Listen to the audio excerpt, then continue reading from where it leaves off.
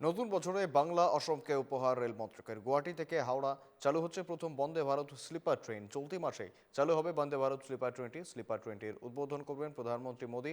বন্দে ভারত স্লিপারে থাকছে 18টি বগি, একটি AC first class, 4টি এসি 2 টিয়ার এবং 11টি এসি 3 টায়ার। একসঙ্গে 800 যাত্রীর সুবিধা রয়েছে ট্রেনটিতে। গুয়াহাটির কামাখ্যা জংশন থেকে ছাড়বে ট্রেনটি। হাওড়া গুয়াহাটি এসি 3 টায়ারের ভাড়া 2300 টাকা, এসি 2 টায়ারের ভাড়া 3000 টাকা, এসি ফার্স্ট ক্লাসের ভাড়া 3600 টাকা।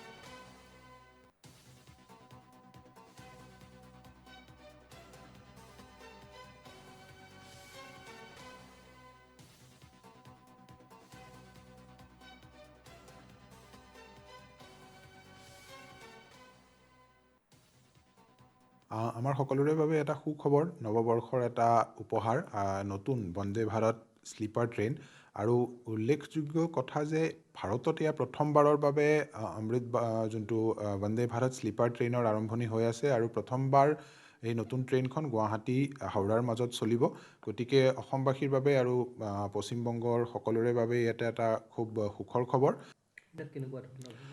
প্ৰাইচ ইয়াতে যেনেকুৱা ৰখা হৈছে মানে প্ৰায় থাৰ্ড এচিত গুৱাহাটীৰ পৰা হাওড়ালৈ 2300 ৰুপিজমান হ'ব, আৰু তেনেকৈ 2 এচিত গুৱাহাটীৰ পৰা হাওড়ালৈ প্ৰায় 3000 টকা, আৰু ফাৰ্ষ্ট এচিত প্ৰায় 3600 টকাৰ ভাড়া হ'ব।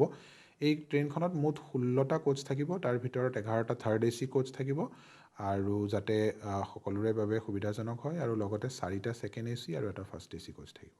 কিমান যাত্ৰীৰ কেপাচিটি আছে? ইয়াতে মানে আই থিংক এৰাউণ্ড 800 যাত্ৰীৰ ওচৰে পাজৰে তেওঁলোক কৰিব পাৰিব যাত্ৰা এই ৰেলখনত।